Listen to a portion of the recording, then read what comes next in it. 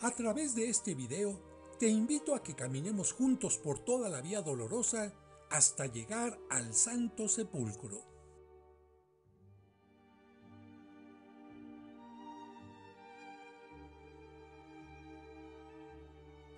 Caminaremos desde lo que fue el pretorio de Pilato en la Fortaleza Antonia. Atravesaremos después lo que fueron las murallas para llegar a una zona donde se extraía cantera y donde estaba la roca de ejecuciones del Gólgota. Y a unos cuantos pasos, a la izquierda, estaba una área de sepulcros excavados en la roca. Esta puerta, al oriente de las murallas de Jerusalén, es la Puerta de los Leones, y es el ingreso para llegar más fácilmente a la Vía Dolorosa, que sigue un camino de oriente a poniente hasta el Calvario, y que inicia en lo que fue el pretorio de Pilato. Ya la estamos cruzando. Seguiremos un paso rápido para que el video no sea tan largo. Parte del camino tiene túneles como este, y no por ser la Vía Dolorosa, está exenta del ruido o del paso de vehículos. Y aunque la mayor parte de la vía se encuentra en el barrio musulmán, no hay impedimento ni para cristianos, judíos o cualquier persona para circular por ella, y siempre hay un ambiente de respeto entre todos. Esta calle que vemos ahora es otra forma de llegar hasta aquí desde la Puerta de las Flores.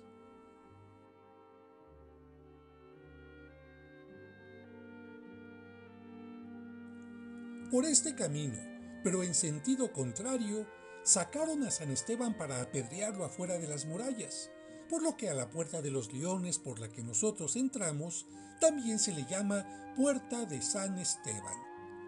Estamos llegando ya al lugar donde estuvo el pretorio de Pilato y por lo tanto al lugar de inicio del Vía Crucis.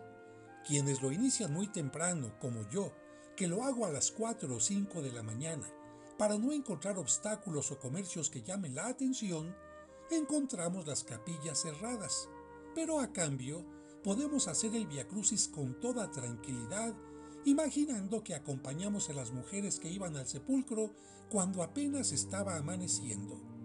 Aquí tenemos la primera estación. A los lados del arco hay dos lápidas con textos de los evangelios que recuerdan la burla de los soldados y la condena de Pilato.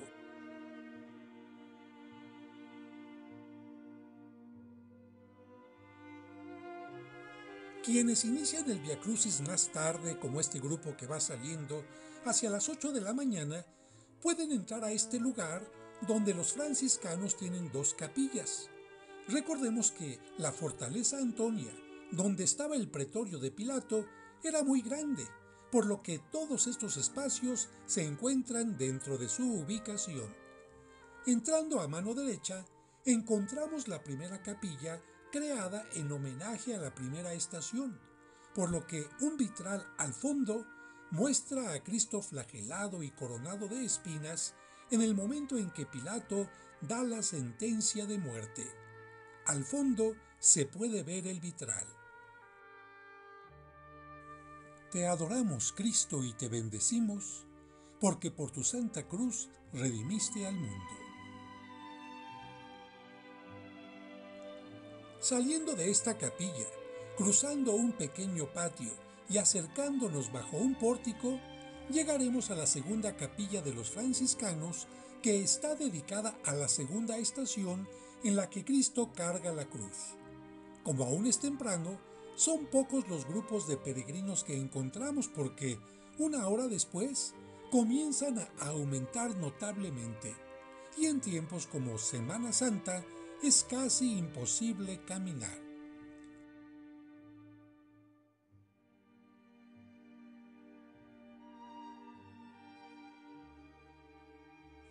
Te adoramos, Cristo, y te bendecimos, porque por tu santa cruz redimiste al mundo.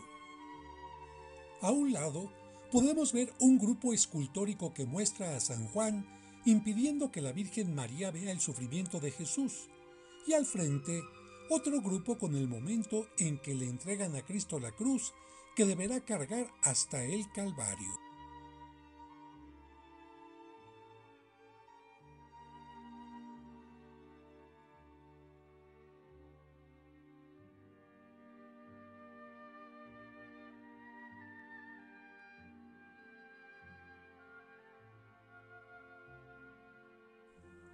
Saliendo de este lugar, continuamos nuestro recorrido y observamos que ya comenzaron a abrir los locales comerciales. Y justo frente a uno de ellos, sobre el muro, una señal en bronce indica la segunda estación para quienes no pudieron entrar a la capilla.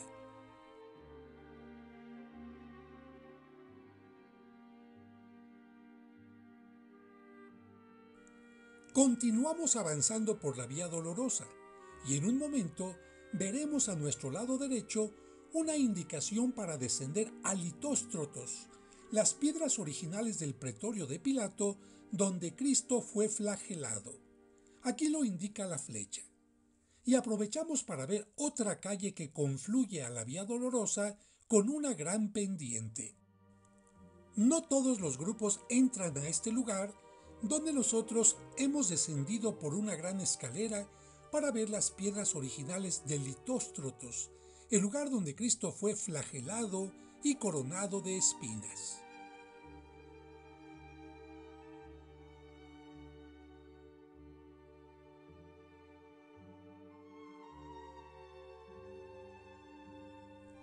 Salimos de Litóstrotos y continuamos por la misma Vía Dolorosa, observando que cada vez hay más locales comerciales con diversidad de productos y también hay más flujo de los habitantes de la ciudad que realizan sus actividades normales. Algunos de los que hacen el viacrucis en grupo suelen cargar una cruz grande, mientras que, curiosamente, los comerciantes del lugar llevan otro tipo de cargas. Como varios grupos de cristianos, como los ortodoxos o los armenios, comparten espacios a lo largo de la Vía Dolorosa, en un momento entraremos a otra parte de la fortaleza Antonia en la que los ortodoxos griegos recuerdan la prisión de Cristo. Esta parte subterránea que veremos es la continuación de lo que vimos en el Litóstrotos. Este letrero griego indica que hemos llegado al lugar.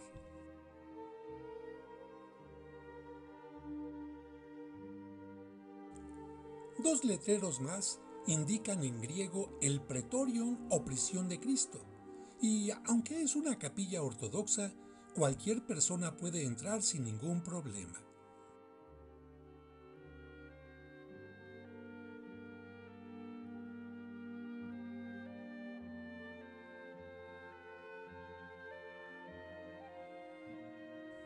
Vamos a descender a la parte más profunda para ver las piedras romanas antiguas.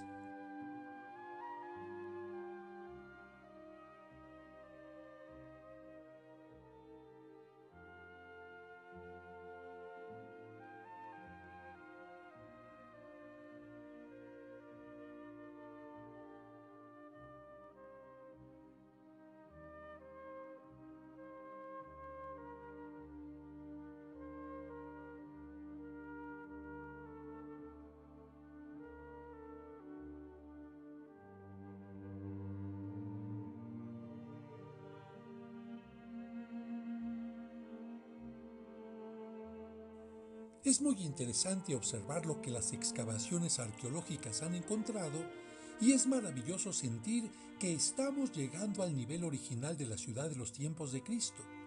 Con un poco de imaginación, podríamos ver a Pilato, a sus guardias y escuchar las voces de Anás y Caifás gritando «Crucifícalo», mientras que Jesús se entrega por nosotros. Regresamos al nivel de la capilla y vemos que los ortodoxos solo aceptan las imágenes pintadas a las que llaman íconos, del griego imagen, ya que es más fácil entender que solo son imágenes y no personas reales.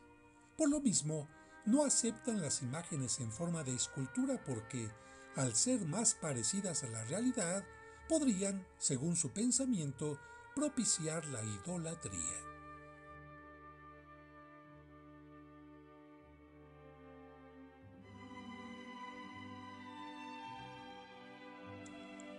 En este muro se pueden ver las estaciones del Vía Crucis. La Iglesia griega ortodoxa de Jerusalén es una de las 15 iglesias autocéfalas ortodoxas con unos 500.000 fieles en Israel, Palestina y Jordania, y es considerada por los cristianos ortodoxos la iglesia madre de toda la cristiandad. Lamentablemente, rompió su relación con la iglesia de Roma en el gran cisma del año 1054. Pero ahora dejamos esta capilla para continuar avanzando hacia la tercera estación. Desgraciadamente, el barrio musulmán, a diferencia de los otros barrios, constantemente está lleno de basura.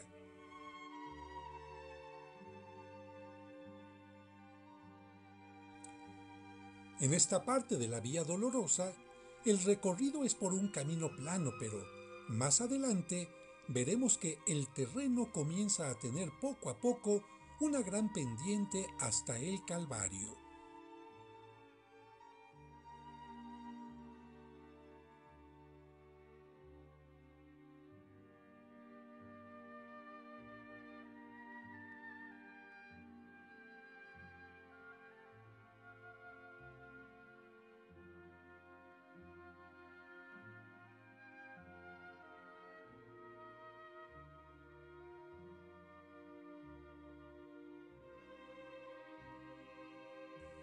Nos acercamos a la tercera estación, que está en esta esquina donde confluye la calle que viene de la puerta de Damasco, por lo que hay mayor movimiento y ruido. Será la primera vez que dejemos el camino recto y giremos hacia la izquierda. Esta estación está bajo la custodia de la comunidad de los armenios.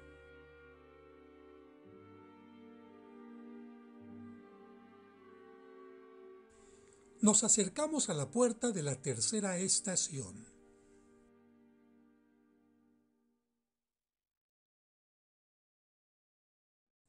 Sobre la puerta hay un relieve que muestra a Cristo caído bajo el peso de la cruz e indica el número de la estación, y sobre esto el letrero del Patriarcado Armenio Católico.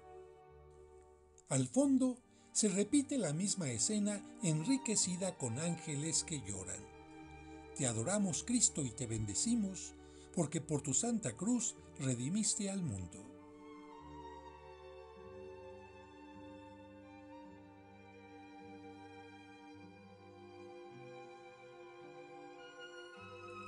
Junto a la tercera estación está inmediatamente la cuarta, que nos hace pensar que cuando Cristo cayó por primera vez, inmediatamente se acercó su madre para auxiliarlo.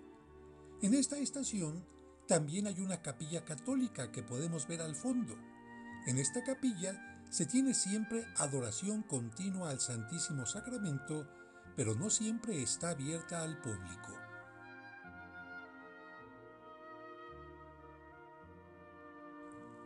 Salimos del lugar y continuamos hacia la izquierda para dirigirnos hacia la quinta estación. A partir de este punto, aumentan considerablemente los locales comerciales con mercadería de todo tipo, comida, artesanías, artículos religiosos, casas de cambio y no falta la basura.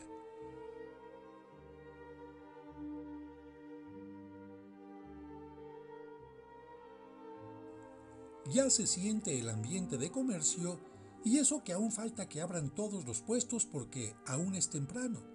Y como en la mayoría de los lugares, no puede faltar el panadero, en este caso con el pan pita, el pan árabe cargado sobre su cabeza.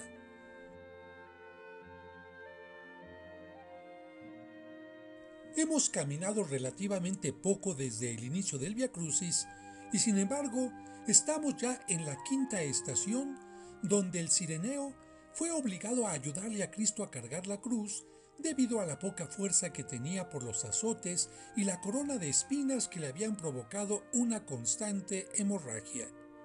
Te adoramos, Cristo, y te bendecimos, porque por tu santa cruz redimiste al mundo. La capilla es muy pequeña y está en manos de los católicos.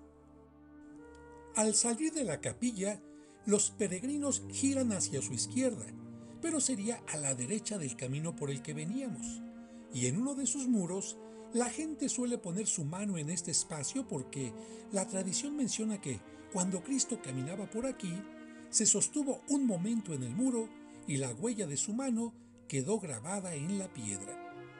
Ahora seguiremos caminando de frente y vemos que el terreno comienza a tener una pendiente cada vez más inclinada y con muchos escalones. Esto dificultaba más subir cargando la cruz.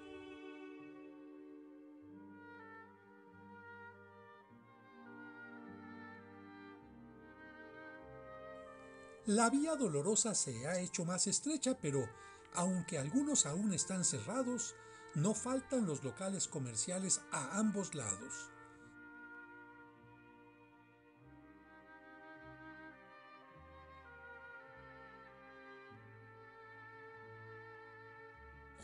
Seguimos en el barrio musulmán.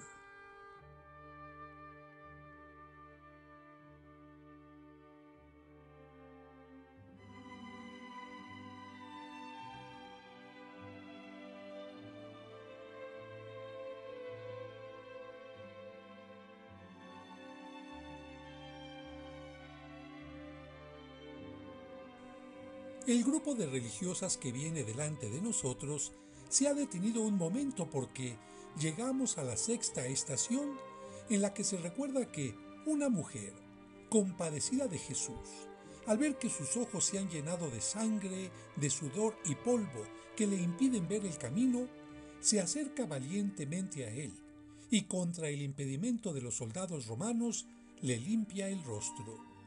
Te adoramos, Cristo, y te bendecimos, porque por tu santa cruz redimiste al mundo. Detrás de nosotros, un monje copto con un pequeño grupo también realiza el Vía Crucis.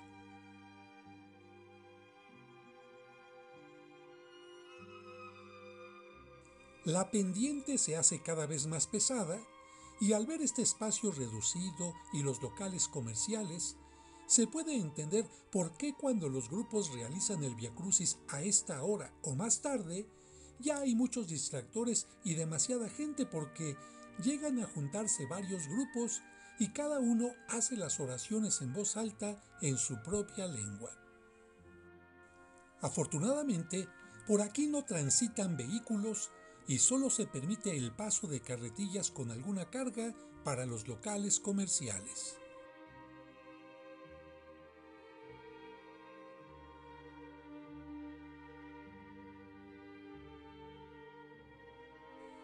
Después de pasar por este pequeño túnel, estaremos llegando a la séptima estación que recuerda la segunda caída de Cristo. Cuando arrecia el calor en Jerusalén, los peregrinos pueden sentir en carne propia el calor que pudo haber agobiado a Jesús. Precisamente por ello, es frecuente encontrar en las calles la venta de granadas y naranjas muy abundantes en Israel.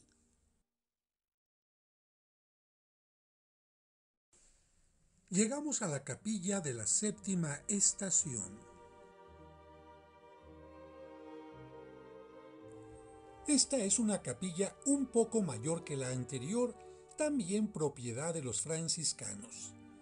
La tradición menciona esta segunda caída de Cristo, pero no precisa si el cireneo seguía cargando la cruz y la debilidad de Cristo le hizo caer aún sin el peso de la cruz, o bien si lo obligaron a volver a cargarla. Te adoramos, Cristo, y te bendecimos, porque por tu santa cruz redimiste al mundo.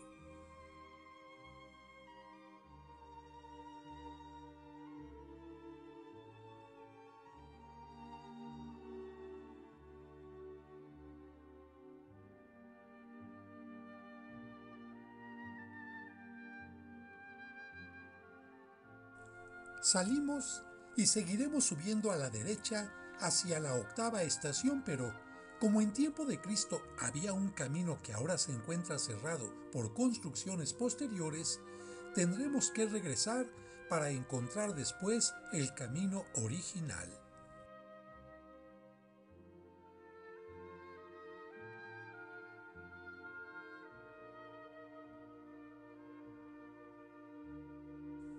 Aquí está la octava estación que recuerda el momento en que Jesús habla a las mujeres de Jerusalén. En esta parte se encontraba la muralla y la puerta que llevaba a la parte exterior de la ciudad, ya que en tiempo de los romanos estaba prohibida la sepultura de los difuntos en la ciudad, por lo que cuando a alguien se le aplicaba la pena de muerte, se le sacaba de la ciudad para matarlo y luego enterrarlo más fácilmente. Te adoramos, Cristo, y te bendecimos, porque por tu santa cruz redimiste al mundo. Como por las construcciones posteriores se cerró el paso al camino original, tenemos que regresar un poco hacia donde estaba la capilla de la séptima estación, que ahora queda justo a nuestro lado izquierdo, y ahí damos vuelta a la derecha para encontrar el camino que Cristo siguió.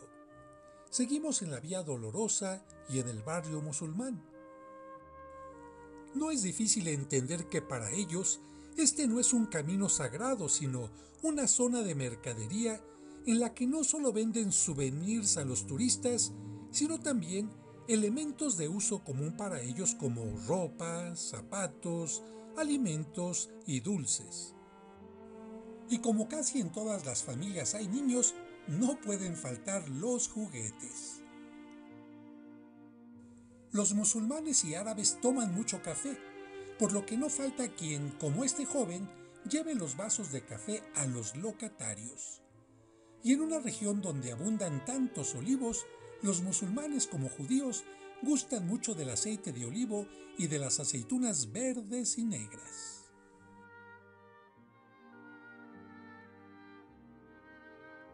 Quizás no los zapatos, pero sí los pastelillos árabes con pistache o almendras son la delicia de todos, por lo que es mejor realizar el Vía Crucis cuando los puestos comerciales están cerrados para evitar distracciones y tentaciones. En este punto ya no seguiremos por la calle comercial, sino subiremos por esta escalera que está a la derecha y nos une al camino original que siguió Cristo con la cruz. Ya no hay capillas para las otras estaciones y lamentablemente seguiremos encontrando siempre basura. Así se ve la parte superior de los puestos y de los pasillos. Giramos un poco y seguimos subiendo por la misma escalera.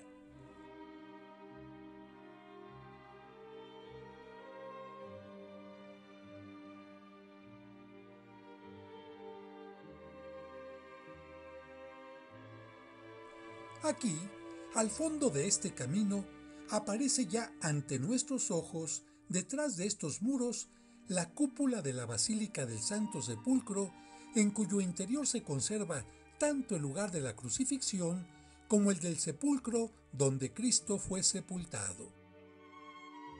Giramos a la derecha y continuamos el trayecto a través de este pequeño túnel.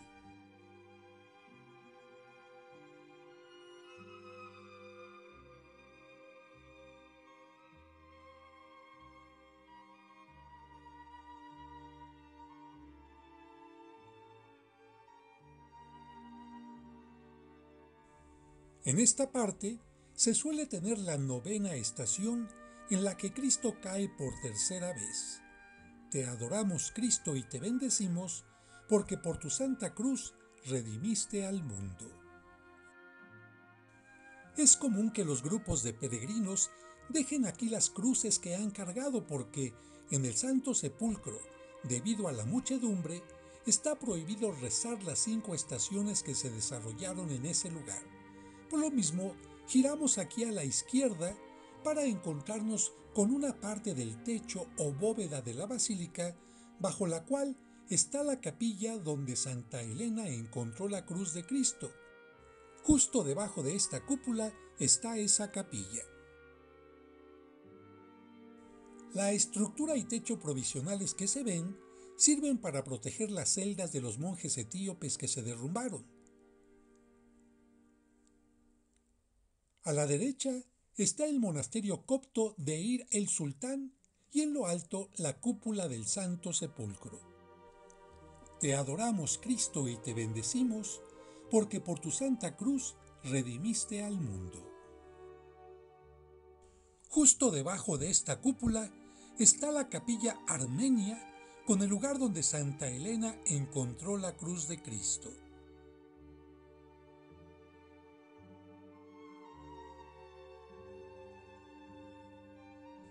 Como se puede ver, hay restos de edificaciones de otro tiempo destruidas, pero ahora nos acercaremos a una puerta muy pequeña y sencilla que da acceso a las capillas etíopes que se construyeron sobre el camino original que recorrió Cristo, y por lo tanto es la vía dolorosa original que nos llevará a la explanada del Santo Sepulcro. Aquí comienza el descenso por las sencillas capillas. La Iglesia Ortodoxa Etíope surgió en el siglo IV y tiene presencia en Tierra Santa desde la Edad Media. Practica ritos del Antiguo Testamento. Por ejemplo, los niños son circuncidados al 8º día de su nacimiento. Sus días santos son el sábado y el domingo. Las mujeres tienen prohibida la asistencia al templo durante la menstruación. Los hombres y las mujeres deben sentarse en lugares separados durante las ceremonias. Como los musulmanes, se quitan los zapatos cuando entran al templo y deben vestir siempre de blanco o de negro. Dejamos esta capilla y pasamos a la siguiente para continuar descendiendo.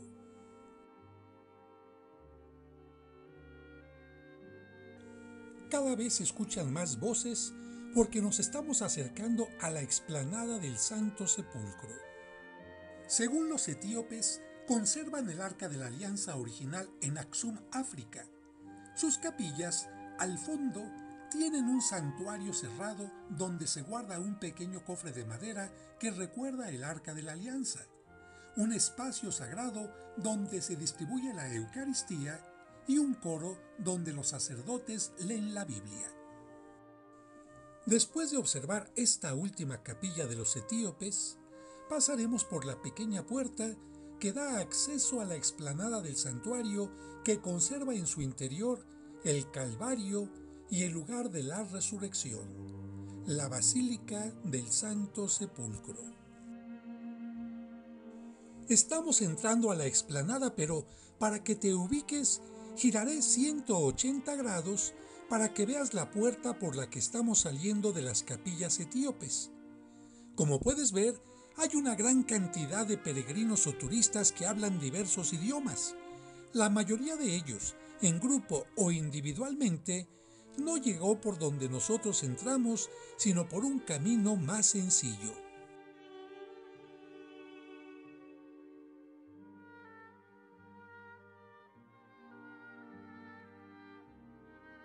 Estoy caminando hacia el fondo para que, al girar otra vez en 180 grados, puedas ver la fachada de la basílica, que es como la ven los grupos que llegan por el camino más amplio y fácil. A la derecha, la puerta por la que llegamos, y al frente, la fachada de la basílica con una puerta tapiada. La basílica fue construida por Santa Elena en el año 330, pero los persas la destruyeron en el año 614. Fue reconstruida, pero el califa egipcio Al-Hakim ordenó su total destrucción en 1009. Meses después, la volvieron a levantar los cruzados y quedó lista en el 1084. Saladino ordenó que se cerrara una de sus puertas y desde entonces hubo obstáculos para que los cristianos pudieran visitarla, hasta que los reyes de Nápoles consiguieron quitar este impedimento. Cuando los turcos otomanos ocuparon Jerusalén, dieron privilegios a los ortodoxos afectando a los franciscanos. Finalmente, en 1757, el sultán otomano Osmán III decretó que Jerusalén y el Santo Sepulcro se dividieran en cuadrantes o partes para que cada grupo religioso pudiera ocupar un espacio. En esta vista panorámica se observa el campanario incompleto, ya que la parte alta se derrumbó en 1545. La puerta del lado derecho de la basílica fue tapiada en 1187 por el musulmán Saladino cuando los cruzados perdieron Jerusalén. Los escalones del lado derecho fueron utilizados durante mucho tiempo para subir al Calvario, pero actualmente la subida está en el interior. Y ahora vamos a entrar. Desde el siglo XIII, los encargados de abrir esta puerta son dos familias musulmanas. Aún no es el horario más pesado, pero a la derecha ya hay mucha gente esperando subir por las escaleras para visitar el lugar de la crucifixión. Y es que precisamente sobre la roca del Calvario se construyeron dos capillas que veremos más adelante. Pero quienes no pueden subir pueden observar también la roca por una pequeña ventana al fondo en esta capilla que se encuentra abajo.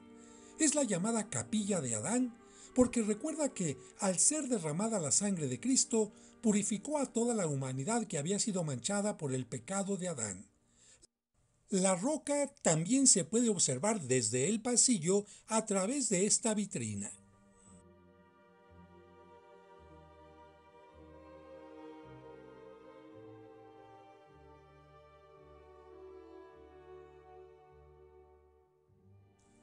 Ahora vamos a girar a la derecha para regresar hacia la entrada y poder observar este mosaico que indica tres momentos de la pasión. A la derecha, la muerte de Cristo, pues está ahí porque está cerca del Calvario que está a la derecha. En el centro, la piedra donde ungieron el cuerpo de Cristo, porque esta piedra está en el piso al centro. Y la sepultura porque el Santo Sepulcro está hacia la izquierda, como veremos más adelante. Ahora giramos 180 grados y vemos la puerta de entrada al fondo, y entre el mosaico y la puerta, la llamada piedra de la unción, enmarcada por piezas de mármol rosa y coronada por una serie de lámparas de aceite. En este lugar, los peregrinos suelen tocar sus objetos religiosos y también derramar aceites perfumados, por lo que el lugar emana olores de aloe, mirra, jazmín y rosas. Nosotros regresamos a la zona del Calvario, pero para evitar la aglomeración, subiremos por esta escalera que está junto a la Capilla de Adán.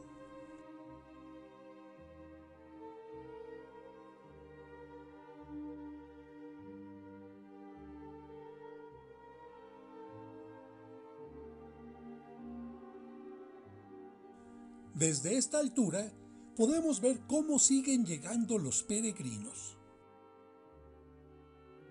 La capilla del lado derecho está en custodia de los franciscanos. Recuerda el lugar donde Cristo fue clavado a la cruz y tiene un mosaico con ese tema. Ahí se puede celebrar la misa.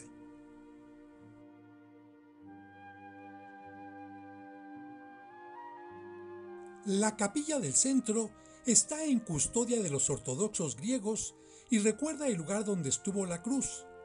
Está embellecida con un crucifijo pintado, flanqueado por imágenes de la Virgen María y San Juan con repujado plateado. Justo a los pies de la cruz hay un altar ante el que se forman los peregrinos para tocar la roca a través de un pequeño hueco que se encuentra bajo el altar, enmarcado por un círculo de metal.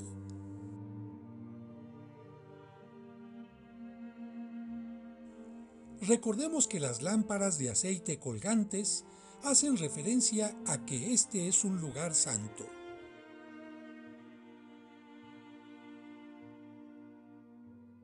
Desde aquí vemos la puerta de entrada y observamos que hay una pausa con menos peregrinos, por lo que la escalera que hace un momento estaba llena se ha vaciado un poco, pero muchos peregrinos siguen esperando su turno en la parte alta. Esta es la misma escalera por la que subimos hace un momento. Está muy inclinada y hay que bajar con mucho cuidado. Pero nosotros permanecemos un momento más para que te ubiques mejor. Vemos desde arriba la piedra de la unción y al fondo el camino que nos llevará al Santo Sepulcro. Nuevamente se vuelve a llenar el lugar. Algunos de los peregrinos se detienen en la piedra de la unción, mientras que otros caminan hacia la izquierda para tomar su lugar en la fila de espera del Santo Sepulcro.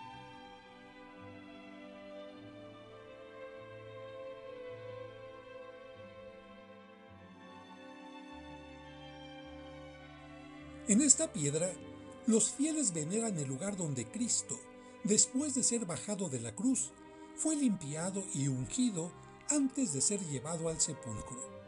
Como las sepulturas tenían que estar fuera de las murallas de la ciudad, al igual que los lugares de ejecución, la distancia entre el Calvario y el lugar de la sepultura de Cristo es muy corta. Por esta razón, el Calvario y el sepulcro están dentro de la misma basílica. Ahora caminamos y nos dirigimos al Santo Sepulcro, que se encuentra bajo una gran cúpula. Ya lo estamos viendo aquí detrás de estas columnas.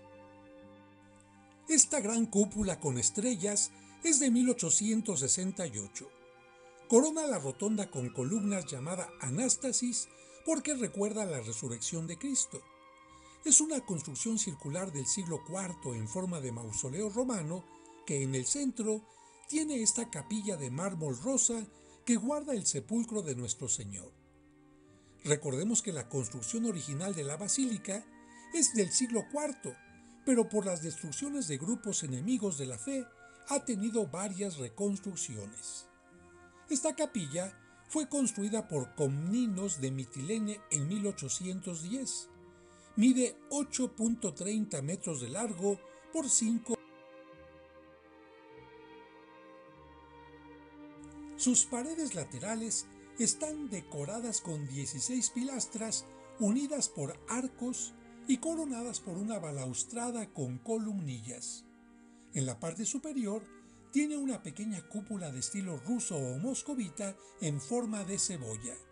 La gran cúpula superior está sostenida por la rotonda que tiene 18 columnas monolíticas, pero ahora nos acercaremos a esta pequeña capilla que tienen los coptos en el lado opuesto a la entrada del sepulcro. Y es que como la basílica es compartida por católicos, ortodoxos griegos, armenios y coptos, estos últimos ocupan este lugar que colinda con el Santo Sepulcro. Los peregrinos que no tienen tiempo para esperar la entrada al Santo Sepulcro se conforman con entrar a esta parte. Enfrente de esta capilla, detrás de las pilastras y en una zona evidentemente descuidada, está este pequeño ábside central del siglo IV, aunque muy rebajado por una restauración del siglo IX.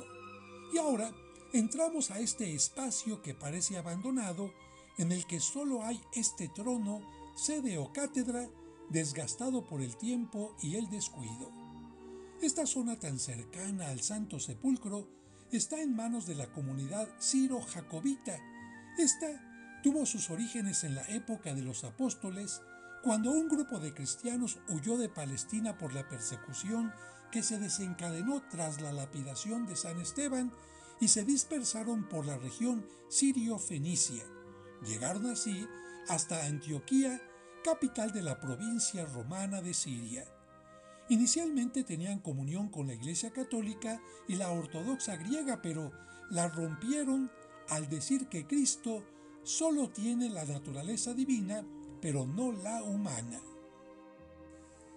Se les llama siro-jacobitas porque en el año 544, después de la ruptura con la Iglesia Católica y la Ortodoxa griega, el obispo Jacobo Baradai les envió a su primer patriarca.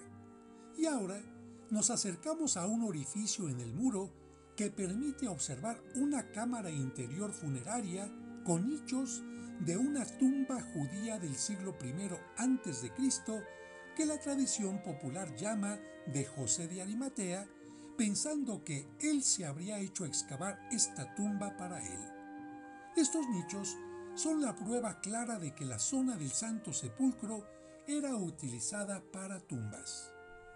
La iglesia siro-jacobita tiene presencia especialmente en Líbano, Siria, Irak y la India. Su líder es el patriarca Ignacio Afrem II Karim, que reside en Damasco, y precisamente por esto es difícil que lleguen a este lugar. Al regresar a la capilla, edícula o edículo del sepulcro, podemos observar en su parte alta frases en griego que son alabanzas a Cristo, pero también observamos que ya no tiene las vigas de acero que Para apuntalarla, le habían colocado los británicos en 1947. Y mientras observamos la fila de los peregrinos que esperan su turno para visitar su interior y ver de cerca la piedra sobre la que estuvo el cuerpo de Cristo y donde resucitó, ponemos atención en algunas de las 18 columnas de la rotonda y recordamos que la edícula o edículo estuvo desde el 2016 en restauración y durante los 10 meses que duró este espacio estuvo protegido por andamios y plásticos que colocaron técnicos de la Universidad de Atenas.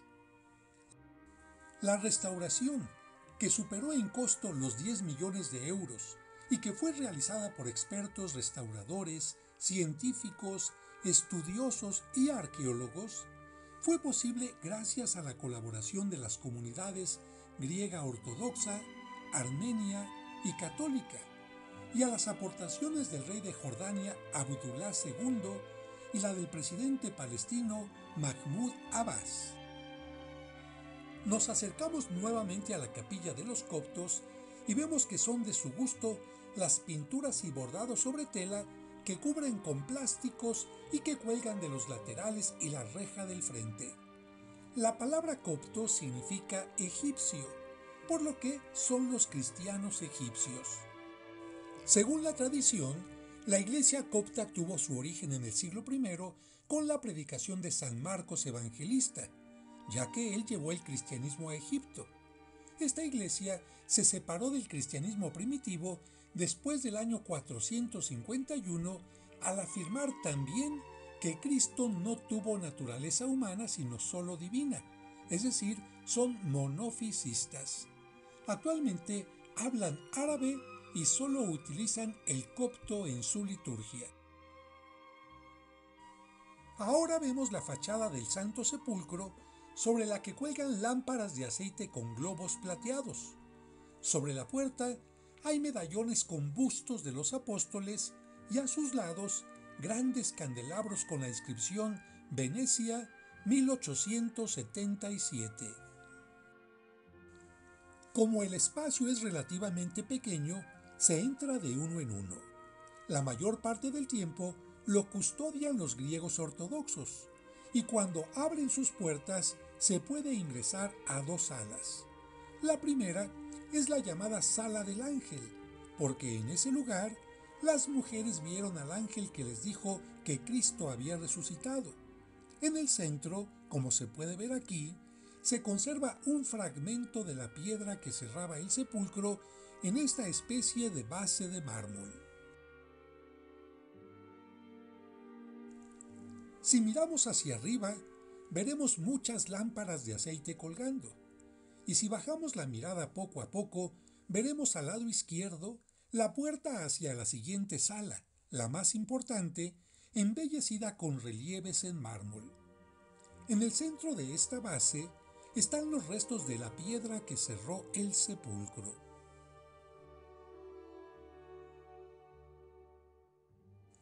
Para pasar a la sala donde estuvo el cuerpo de Cristo, donde no caben más de 4 personas, hay que agachar la cabeza porque esta puerta es muy baja. Al pasar por ella, veremos un poco debajo de nuestra cintura una losa de mármol que protege la piedra original donde se colocó el cuerpo de Cristo. Aquí vemos la puerta por donde entramos. La gente suele arrodillarse para tocar y venerar el lugar o colocar un momento sus objetos religiosos. Al lado izquierdo hay una ventana tapada con una imagen de la Virgen que comunica con la pequeña capilla de los coptos, y al lado derecho superior un relieve en mármol de Cristo resucitado.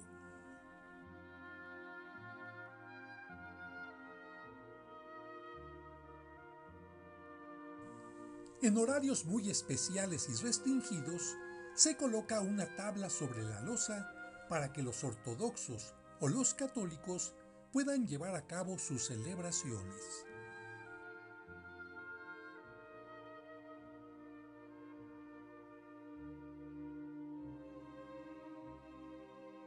Y con esta imagen nos despedimos del Santo Sepulcro que, con el paso del tiempo, ha sufrido tantas modificaciones, pero inició siendo una tumba sencilla como esta, donde Cristo fue sepultado, pero al tercer día resucitó y venció a la muerte.